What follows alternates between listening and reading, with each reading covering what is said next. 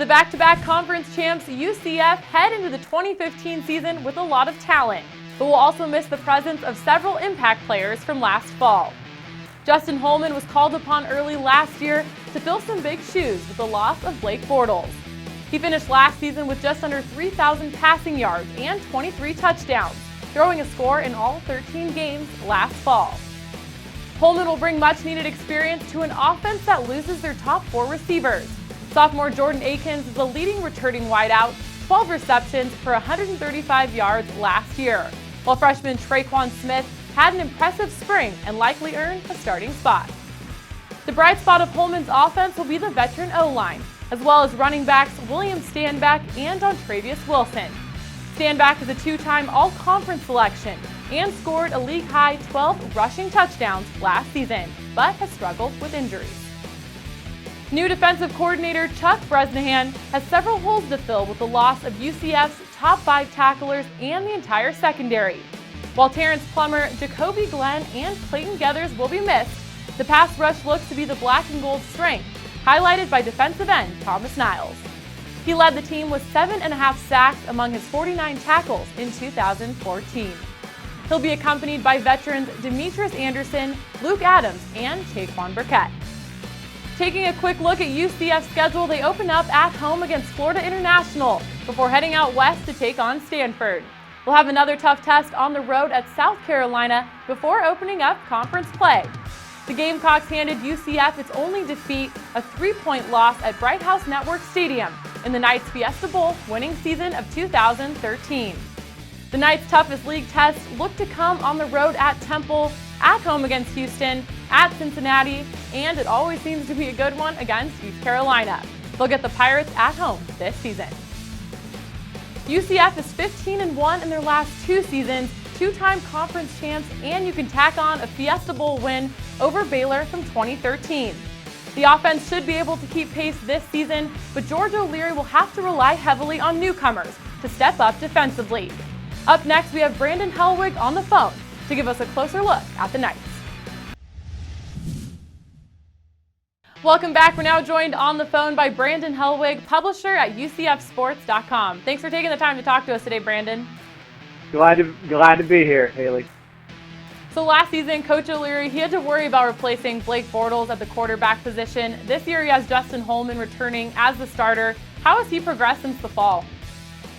I think it's really going to be a big year for Justin. It's totally different last year. We had no idea he was going to be starting at quarterback. It was pretty much a 2-man race between Justin Holman and Pete DeNovo. And interestingly enough, Holman didn't really earn the job at the beginning of the year. It was Pete DeNovo who started the first game last year. UCF opened up in Ireland against Penn State, but he kind of struggled for the first half. Holman was inserted in the second half, and the rest is history. He pretty much almost led UCF to a comeback in that game and went on to have a fantastic year, a sophomore season. They ended up leading UCF, I guess, to a share of the conference title, which was their second consecutive conference title. And so this year, I think he's really poised for a breakout year.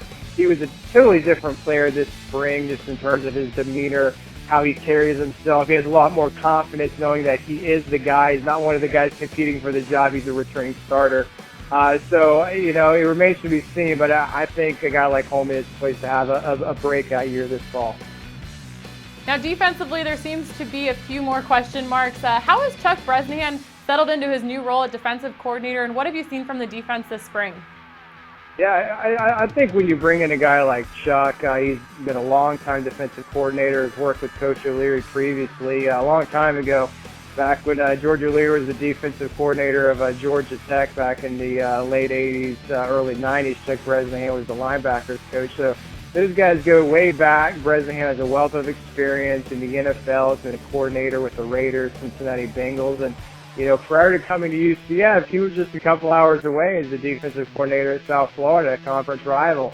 So he obviously knows a little bit about this league and facing some of the teams. So he just jumped right into things when he got here this fall. I'm kind of starting to kind of learn how he is personality-wise. He seems to be a calming influence out there. And when you look at the defense, as you noted, there are some guys who have graduated, some pretty big losses, most notably Terrence Plummer, who was a 4-year starter, middle linebacker. But there are a lot of pieces returning, especially at linebacker and defensive line.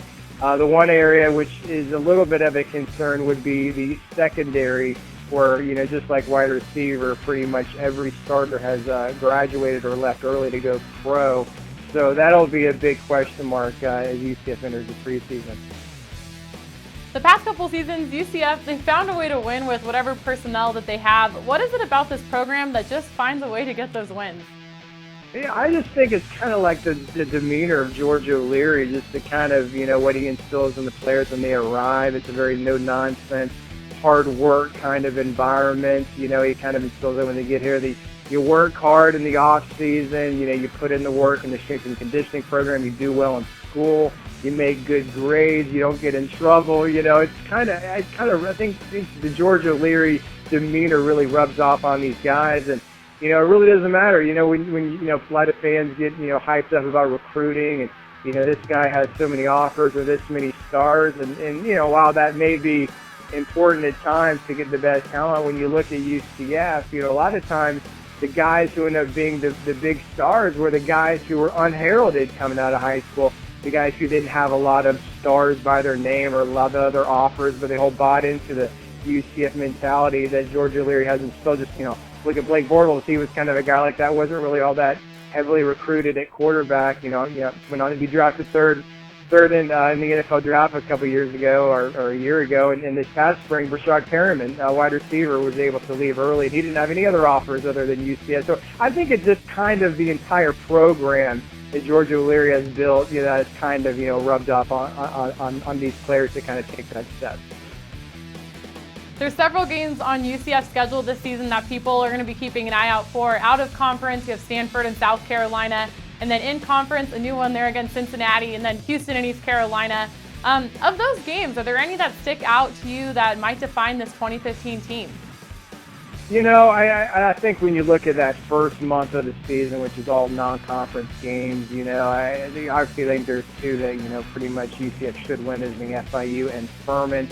The other two, the two big road games, at Stanford the second week and then at South Carolina, I think ideally you'd like to win one. It's going to be very tough, but, maybe that South Carolina game, I know the Gamecocks lose some players from last year. That might be the most winnable of those two. I'm not sure UCF would be favored, but that might be one where they might have a chance to pull out a victory. But when you get into the conference season, the way I look at it, I think UCF should contend in the East, but it's really got to come down to, two of the biggest games that they will play against East Division rivals will be on the road at Temple on October 17th and then at Cincinnati on Halloween, October 31st. So those will be some tough games. UCF never played Cincinnati. It's kind of funny. Been in the conference 2 years, and then you kind of think about UCF and Cincinnati being, two of the best football teams in America, and yet they've never played on the field. So if UCF's going to win, a third consecutive title, they're probably going to have to win both of those games. We touched a little bit on Coach O'Leary, and he's really put UCF football on the map. They've gained quite a bit of national attention the past few seasons. How do you think they fit into the national landscape of college football?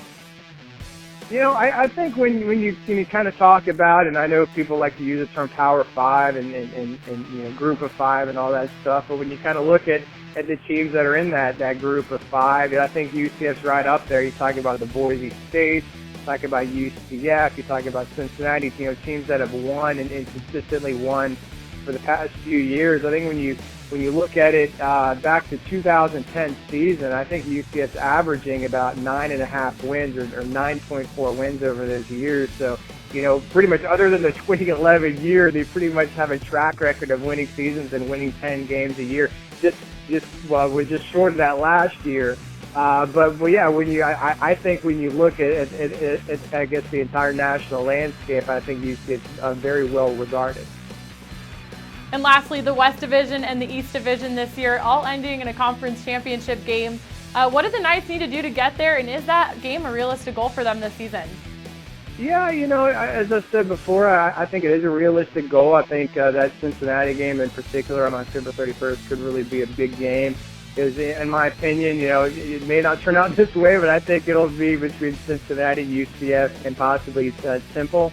in terms of the teams that, should have the players that compete in the Eastern Division. So, yeah, it'll be interesting. I think we'll know, in the first few weeks, or at least going into November, who has the leg up on that. But, yeah, I think that could be possibly the game of the year, at least on that side of the conference, to be that game at Cincinnati on October 31st.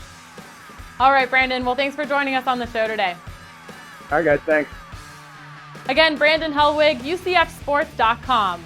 The Knights kick off their season at home Thursday, September 3rd against Florida International on CBS Sports Network. For the American Digital Network, I'm Haley Out.